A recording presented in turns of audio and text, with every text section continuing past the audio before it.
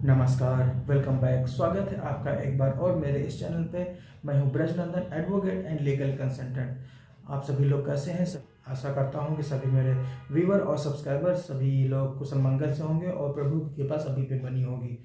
और सन 2023 का अंतिम दिन है और इसी के साथ में आज 2023 समाप्त हो रहा है और साथ में मेरी शुभकामनाएं सभी व्यूवर और सब्सक्राइबर के लिए कि आने वाला सन 2024 सभी के लिए मंगलकारी हो। नई खुशियां और नई उम्मीदों के साथ जिन लोगों के काम जो अधूरे रह गए हैं वो 2024 में उनको पूरा करने का प्रयास करें। नए बिंदु पे एक नए विषय पे चर्चा करने के लिए मैं आपके सामने उपस्थित आया हूँ। जो आज का विषय है बहुत ही इम्पोर्टेंट है और वीडियो अंत तक देखिएगा, इसकी बिल्कुल भी मत करिएगा। और वीडियो पे अगर जो फर्स्ट टाइम आया है तो इसको सब्सक्राइब कर लें, साथ ही बेल आइकन प्रेस कर लें ताकि जिससे थोड़ा नोटिफिकेशन मेरी वीडियो आप तक सबसे पहले पहुंचती रहे। वीडियो का जो पसंद आती है या कोई जानकारी आपके लिए कोई लाभदायक होती है या वो जानकारी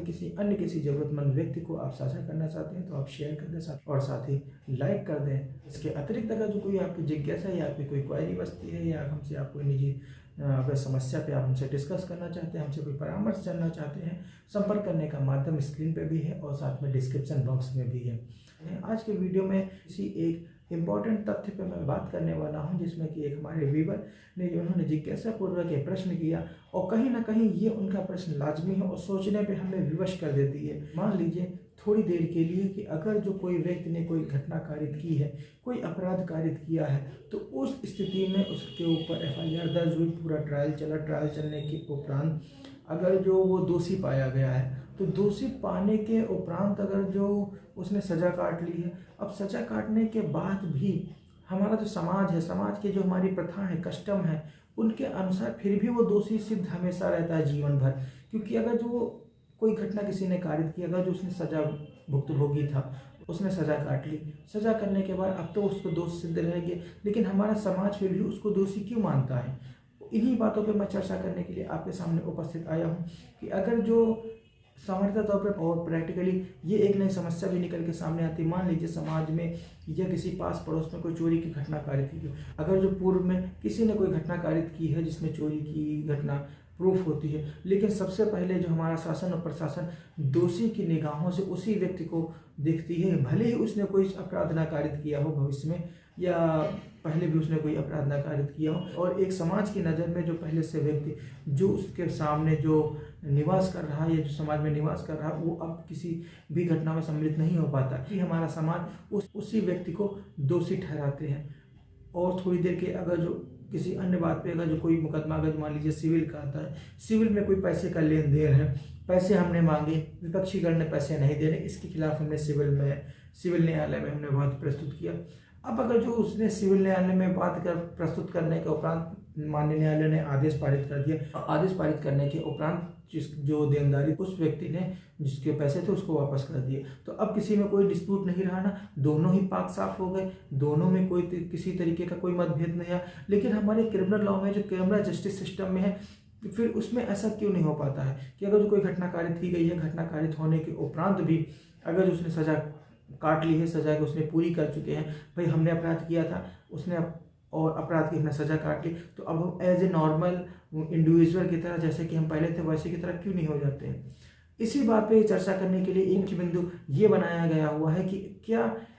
व्यक्ति को जमानत क्यों दी जाती है। उसमें यही एक प्रोविज़न है, यही एक प्रथा जो है ये प्रचलित चली आ रही है कि अगर जो व्यक्ति पे कोई अपराध लगाया गया है, कोई अभियोग लगाया गया है, कोई आरोप उसके ऊपर आरोपित किए गए हैं,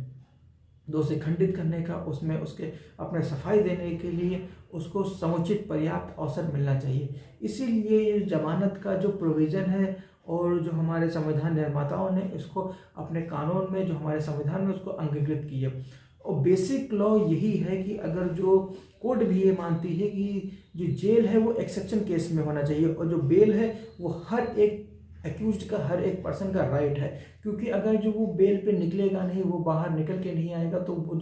जो तथ्य हैं, जो छुपे हुए तथ्य हैं, वो सामने नहीं आ पाएंगे। आरोपित व्यक्ति के पास जो उसके पास जो दिखाने के लिए, बताने के लिए जो तथ्य उसके पास उपलब्ध है, उसको माननीय न्यायालय के समक्ष लाने के लिए उसको पर्याप्त अवसर मिलना चाहिए, जिससे वो अपने बेगुनाही जो उसके ऊपर आरोपित किए गए हैं उन्हीं को खंडित करने के लिए, उसको बेल के लिए प्रोविज़न दिया जाता है। ये प्रिज्यूम किया जाता है और ये माना जाता है व्यक्ति को जमानत यानी कि जमानत पर रिहा होने का उसका अधिकार तभी उसका प्रारंभ हो पाता है कि जब उसको अरेस्ट किया जाए, जब गिरफ्तार किया जाए। लेकिन हमारे उत्तर प्रदेश में जैसे कि पूर्व में अभी यहाँ लागू नहीं था, लेकिन अभी कुछ वर्षों पूर्व यहाँ एंटीसिपेटरी बेल यानी कि अग्रिम जमानत का भी प्रोविज़न लागू कर दिया गया है कि अगर जो किसी एक्यूज्ड को, किसी व्यक्ति को अगर जो उसको ये आशंका या भय व्याप्त होता है कि किसी भी समय या असमय हमारी जो पुलिस है, जो हमारे लोकल थाना जो जुडिक्शन बनता है वहाँ की जो पुलिस है हमको किसी भी समय गिरफ्तार कर सकती है, तो ऐसी स्थिति में जो व्यक्ति है, जो एक्यूज्ड है, वो माननीय न्यायालय के समक्ष प्रार्थना पत्र प्रस्तुत करके अग्रिम जमानत के लिए निवेदन कर सकता है। इसीलिए हमारे संविधान निर्माताओं ने जो कॉन्स्टिट्यूशनल प्रोविजंस दिए गए हुए हैं और जो हमारे सीआरपीसी, आईपीसी, एविडेंस लॉ में जो भी इम्यूनिटी, जो भी प्रिविलेज दिए गए हैं, उन्हीं का प्रयोग करते हुए जो व्यक्ति है वो अपने विवेकाधिकार का प्रयोग करके अपने साक्ष्य एकत्रित करके वो माननीय न्यायालय के समक्ष प्रस्तुत कर सके। इसीलिए ऐसा ही प्रोविजन है अंडर सेक्शन 438 सीआरपीसी में, जो कि वर्णित है, जिसमें अग्रिम जमानत का प्रावधान दिया गया। अब अग्रिम जमानत किस व्यक्ति को मिलेगी, कौन से व्यक्ति को मिलेगी? अग्रिम जमानत का जो बेनिफिट है वो उस व्यक्ति को मिलेगी जो एफआईआर में नामजद हो, जिसका एफआईआर में नाम होना चाहिए, वो उसके अगेंस्ट में उसकी एफआईआर दर्ज हुई, उसने कोई घटना कारित की है, वो एफआईआर में स्पष्ट रूप से वर्णित होनी चाहिए। अब ये प्रार्थना पत्र उस एक्यूज्ड के पास ये राइट बनता है कि माननीय न्यायालय से प्रार्थना पत्र प्रस्तुत करके अग्रिम जमानत हेतु निवेदन कर सकता है। अब ये तो हो गई लॉ की बात। अब इसको एग्जीक्यूट कैसे करेंगे, फॉलो कैसे करेंगे? तो सर्वप्रथम जो एक्यूज्ड है वो खुद अपने आप में इतना कॉम्पिटेंट नहीं हो पाता है कि जो माननीय न्यायालय के समक्ष अपने प्रार्थना पत्र प्रस्तुत करे और स्वयं जमानत के लिए प्रार्थना कर सके।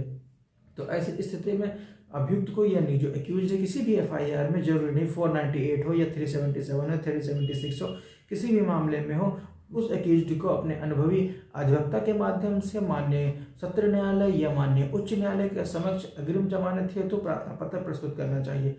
हाँ, एक चीज़ और, प्रार्थना पत्र प्रस्तुत करने के उपरांत माननीय न्यायालय और ये जानने का भी प्रयास करती है कि आखिर अल्टीमेटली जो सरकार का पक्ष है वो क्या कहता है। अच्छा, सरकार के पक्ष में क्या दायित्व बनता है, क्या उसका एलिगेशन क्या रहा है और किस लिए उसको नामजद किया गया है, क्योंकि बेसिक लॉ और नेचुरल जस्टिस सिस्टम ये भी कहता है कि किसी भी एक पक्ष को सुने या दोनों पक्षों को सुने बिना आप किसी भी निर्णय को पारित नहीं कर सकते। अगर जो ऐसा निर्णय किसी भी स्थिति में कभी भी पारित किया जाता है तो वाइड एब इनिशियो होगा। कहने का मतलब दूसरे शब्दों में कहें कि वो निर्णय प्रथम दृष्टता में जो साबित होता है वो बिल्कुल शून्य होगा। तो ऐसी स्थिति में फिर अगर जो अपने आप कारण और अपने आप जो फैक्ट जो आप उसको कहना चाहते हैं वो आपको अपने प्रार्थना पत्र में अधिवक्ता के माध्यम से प्रस्तुत करने चाहिए।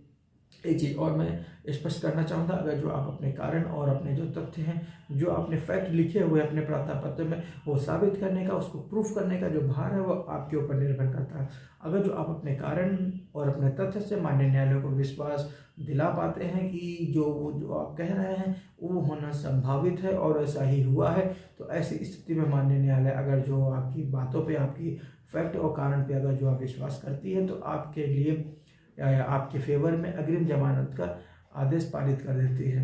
आज का वीडियो यहीं तक है और मिलते हैं किसी एक और वीडियो में एक नई चर्चा के साथ, एक नए विषय पर। और इसके साथ में अगर जो कोई कमी रह गई हो या कोई आप प्रश्न पूछना चाहते हैं या आपकी कोई समस्या हमें कमेंट करके जरूर बताएं कि आपकी वीडियो कैसा लगा। और वीडियो को अंत तक देखने के लिए प्रेम पूर्वक धन्यवाद। जय हिंद।